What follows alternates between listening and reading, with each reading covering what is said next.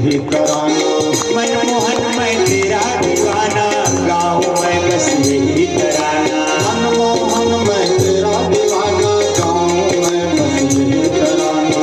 मनमोहन मैं तेरा दीवाना, गाऊं मैं बस यही तराना। श्याम सलोना तू मेरा रिजवार है, रिजवार है, रिजवार है, मेरे मन का मोहन तो दिलदार है।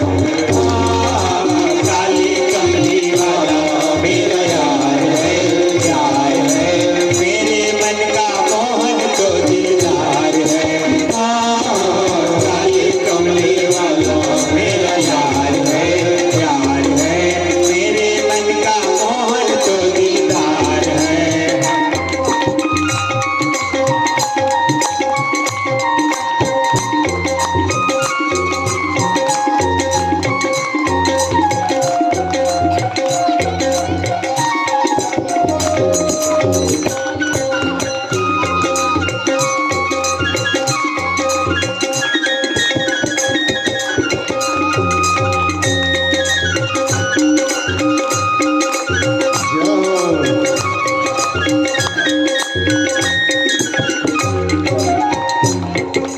तू मेरा यार है, तू मेरा दिलदार है। तू मेरा यार है, तू मेरा दिलदार है, तू मेरा यार है, मेरा दिलदार है। काले कमले वाला मेरा यार है, यार है, मेरे मन का मोहन तो दिलदार है। काली कमली वाला मेरा यार है, यार है, मेरे मन का मोहन तो दिलदार है।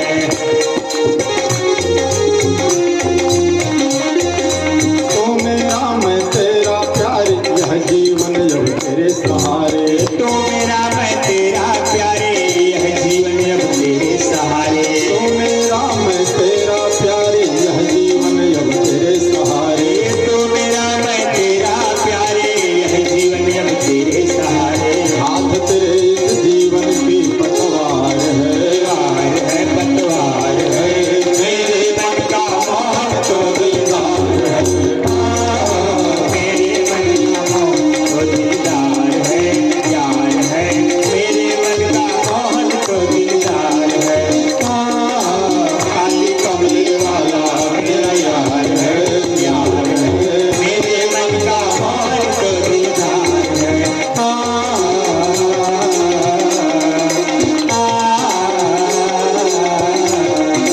काली कमली वाला मेरा यार है, यार है, मेरे मन का मोहन तो दिलदार है। काली कमली वाला मेरा यार है, यार है, मेरे मन का मोहन तो दिलदार है।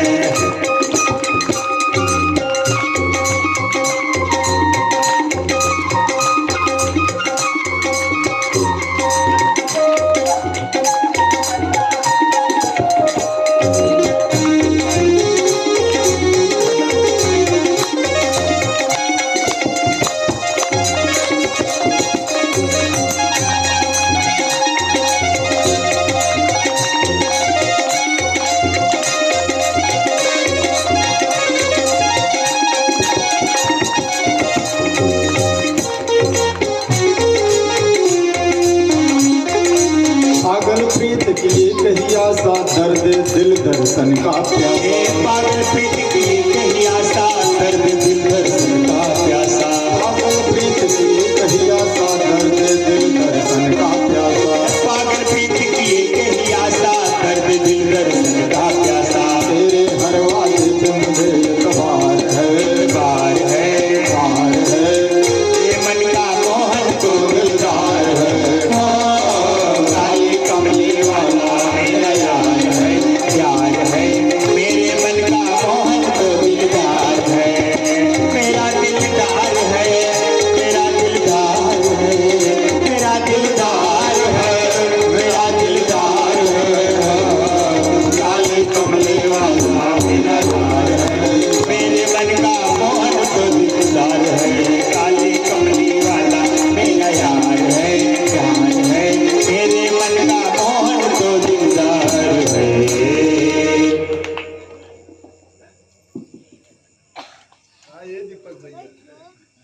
भगवान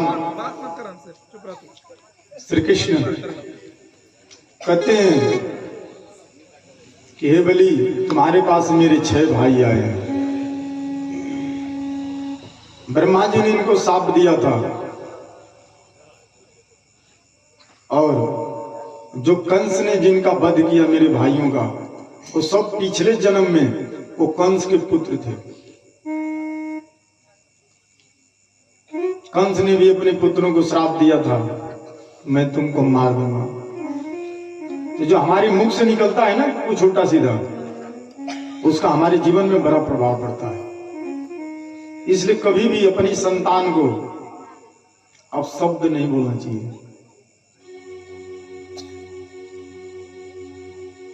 कहते हैं वाणी को पहले तोलो फिर बोलो। वाणी ऐसी बोली मन का यापा होय, औरों को शीतल करे आपहु शीतल होय। क्यों? कि तीर जब निकल जाती है कमान से तो वापस नहीं आती, और वाणी जब निकल जाती है तो वापस नहीं आती।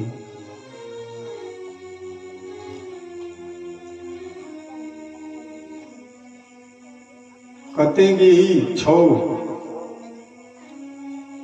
हिरण्यकश्यप के भी पुत्र हुए थे। उन 6 के नाम बताते हैं। भगवान कहते हैं कि समर, उद्गीत, परिव्यंग, मतंग, क्षुद्रभूत और घृणी। बलि महाराज कहते हैं कि ठीक है, ये तो मेरे लोक में है। देखिए, हम कभी सूतल लोक में जाते हैं, कभी जनोलोक में, कभी तपोलोक में। जितने लोग हैं ऊपर 14 भुवन है। अच्छे कर्म बुरे कर्म के अनुसार कभी इधर कभी उधर आते जाते रहते हैं। कभी पशु, कभी पक्षी, कभी मानव, कभी देवता भी बनते हैं। हम लोग कभी देवता भी रहे होंगे, कभी पक्षी भी रहे होंगे, कभी पशु भी रहे होंगे, कभी मानव बने हैं। जैसा जैसे कर्म के अनुसार ये योनि बदलती रहती है। भगवान कहते हैं कि तुम इनको वापस कर दोगे ना, तो मेरी कृपा से क्या होगा? पुनर्सयन्ति सदे गतिम। यह मेरी कृपा से पुनः सदगति को प्राप्त हो जाएंगे। श्री बलि जी महाराज उन 6 को लेकर के आए, और भगवान जब माता देवकी को जब 6 पुत्रों को दिया, माता देवकी अपने उन पुत्रों को देखी जिनकी निर्मम हत्या कंस कर दिया था। प्रसव पीड़ा के समय उनके मुख को भी नहीं देख पाई थी।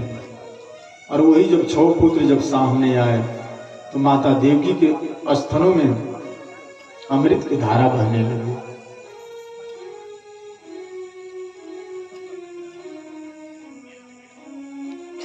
और माता देवकी ने सबको बहुत आलिंगन किया, और सबके देखते देखते भगवान श्री कृष्ण को प्रणाम किए, माता देवकी को प्रणाम किए, वसुदेव जी को प्रणाम किए, बलराम जी को नमस्कार किए।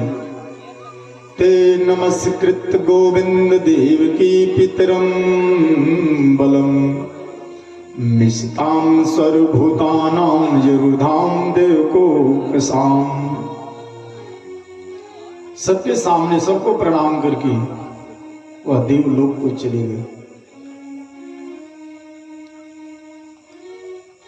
जब देवलोक को चले गए तो माता देवकी को यही लगा कि कृष्ण की कोई लीला थी, क्योंकि जिस सुख के लिए माता इतने दिन से तड़प गई थी वो क्षण भर में चले गए। कभी कभी क्या होता है ना कि हमारे मन में जो कामना है, यदि व्यक्ति योगी भी बन जाए, तपस्वी बन जाए, बहुत धनी भी बन जाए, लेकिन उसके मन में जो ठेस रहेगा ना, वो कभी न कभी उसके दिल में कचूटेगा, और उस इच्छा को कभी न कभी वो पूरा करना चाहेगा। उसके जीवन में कभी न कभी वो पछतावा होगा, मैंने ये बचपन में सोचा था, वो काम नहीं कर पाया। इसलिए समझदारी क्या करती है कि समय के अनुसार, उम्र के अनुसार व्यक्ति को अपने विचार को बदल देना चाहिए।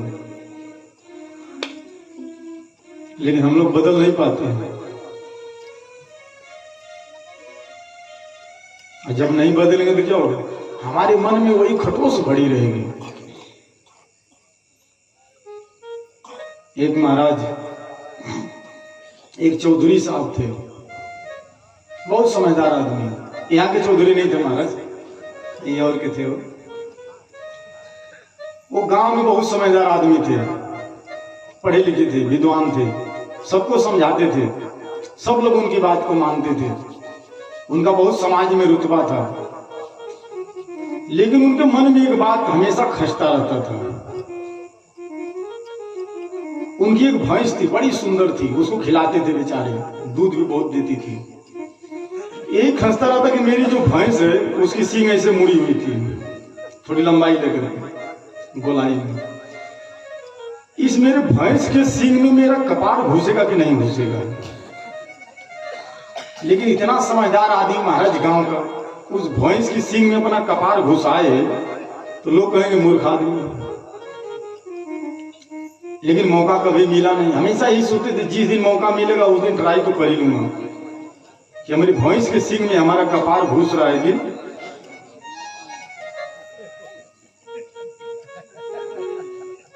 हमारा। जब दिमाग की बात तो दिमाग फतूर है वो। बहुत दिन सोचते रहे, एक दिन शाम को मौका मिल गया महाराज। उनकी पत्नी पड़ोस में चली गई, कोई द्वार पे था नहीं। मौका पाए आ गए भैंस के पास और सीधा उसके सींग में अपना कपार घुसा दिए। अब भैंस को महाराज उचटक, कभी भैंस इधर कभी उधर। चौधरी साहब चिल्लाए बचाओ बचाओ। गांव वाले लोग इकट्ठे देखे, भाई चौधरी साहब तो भैंस की सींग में फंसे हैं। सब यही करें कि होनी को कोई नहीं टाल सकता है। चौधरी साहब कह रहे होनी तुम बाद में देखना, पहले में बचाओ तो सही। कुछ करे बताओ, जो नहीं भैंस के चौधरी साहब खियावत रहो वे भैंस इनके मार दिया। अब वो कहते कहो कि भैंसिया मरल से खुद में घुस गई। भाई जिंदगी में किसी को भरोसा नहीं है। इतना दिन बेचारे खिलाए पिलाए और भैंस ने इनको सींग मार दिया, बेचारे का कपार। अरे बड़े भाई पहले निकालो तो सही। गांव के लोग उनको छुड़ाए महाराज, बेचारे हाँफते हाँफते बैठ गए। सब ये कहता देखो भाई जो ऊपर वाला लिख दिया उसको कोई काट। अब वो कैसे कहो कि ऊपर वाला लिखला सके, खुद हमें लिख दिया नहीं। बताओ, इतना समझदार चौधरी साहब